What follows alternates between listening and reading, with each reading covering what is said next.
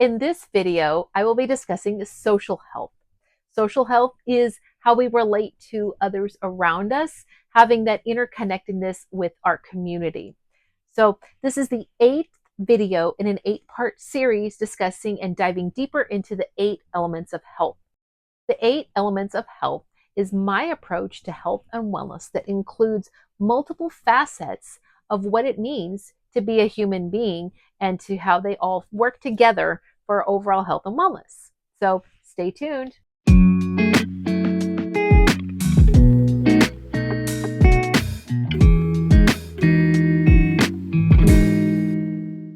Hi, this is Tara from Be Well Healthy Living, a channel dedicated to all things health and wellness, so you're not just living, but you're thriving.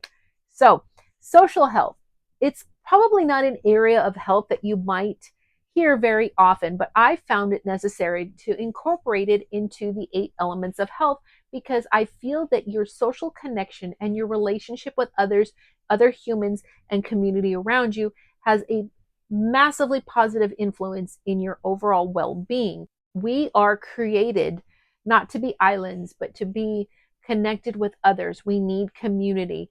And so even the most introverted of people still need to have connections with community. And that's why this is so important to recognize how we relate to others. Especially now in today's culture when we're constantly warring with each other about different thoughts and different opinions and which political team people are on, it's so important, in fact, more important than ever, that we learn how to have positive relationships with community, have positive relationships with other human beings.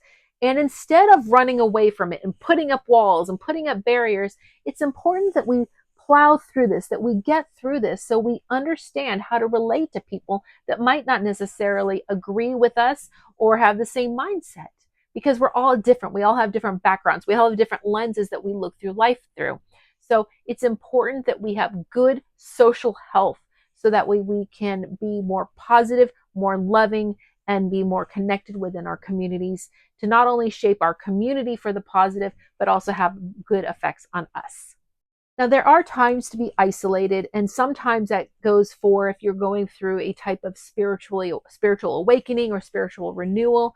Sometimes people need to really go into their own, do some soul searching, and they need to go deep. And that's okay if they're going into a certain season, but it's not to be maintained forever. And it shouldn't be mistaken if somebody's going into a spiritual awakening moment, it shouldn't be mistaken for depression or anything like that, because it's something that the person might be working through. However, the majority of the time, we should have some connection to other human beings. Now, whether you're an introvert or if you're an extrovert, it just kind of depends on the amount that you might need. Extroverts tend to need more of that social stimulation, more connection with other people, where introverts are going to need less of that. They enjoy that time being alone. They enjoy time reading a book at home. They don't need as much social stimulation. So neither one is bad and neither one is good. They're both just different types of human beings that were created.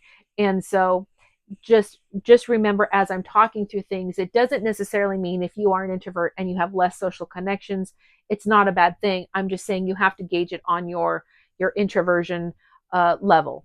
Learning how to have positive social health will also help not only your interpersonal relationships in person, but online. Since so many of our interactions with human beings are online or over the phone, this way you can have positive relationships and positive connections with other people, even in those spaces that maybe somebody's not necessarily physically in front of you.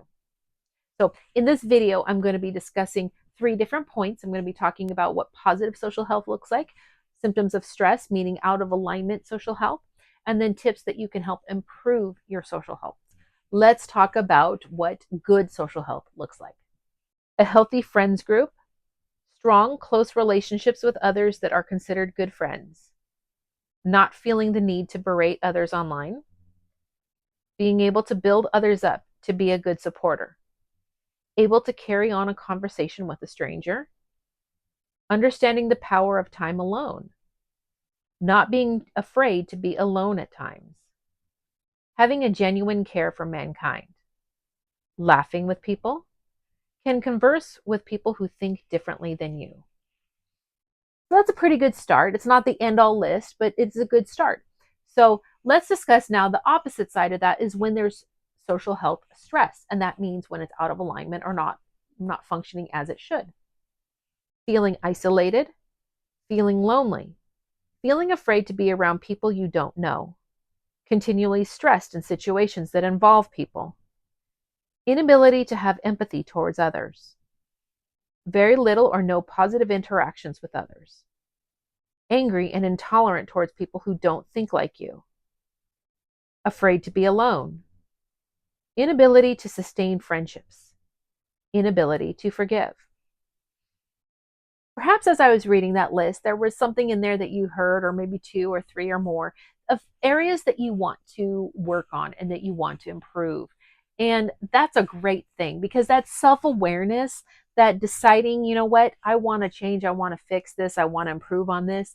That is fantastic. And that is getting you stepping in the right direction. And at the beginning of every video, I always say, it says on there, the journey to wellness begins with a single step. And that is because you are making that choice. And it's just by putting that first step in front of you. Because if you just stand still, you're never going to improve. You're never going to change. But putting that first step in front of you and that forward motion, you're going to have improved health by just recognizing and wanting to make that change. So thank you so much for being here and for listening. The next thing I want to talk about is tips to help, actionable items that you can do to help improve your social health. So let's get into that. Laugh with strangers. Ask questions and have a sense of curiosity about people. Look for common bonds or values. Seek out groups that have common interests. Spend time out with your dog at parks. Realize that everyone is imperfect and finding their own way in life. Give up gossiping. Be a good listener. See the world from someone else's perspective. Give a compliment. So it's a great start. Those are just to name a few. This video is to kind of dive deeper into what social health is, but there's so much more content that I'd like to do where I go deeper into even these particular subjects. So if you'd like to receive more content when I go deeper into these subjects, please like and subscribe, and also hit the bell notification so that way you get information, you get notified every time I come out with a new video. There's a lot of ground to cover, and so I'm going to be flowing in and out between the different 8 elements of health. Now, if you are joining this video towards the end of this 8-part series, you can start here. Here is the first introductory video, and from there, at the end of every video, I have links to the next one in the series. So there is the introductory video, and then there's also the 8 additional videos from each part of the 8 elements of health. This is the final video, and if you've watched me through the whole series here, thank you so much. I appreciate it. Please comment. I love to have hear feedback. I love to hear when you guys are watching. Thank you so much for watching. Peace, blessings, and good health. Bye-bye.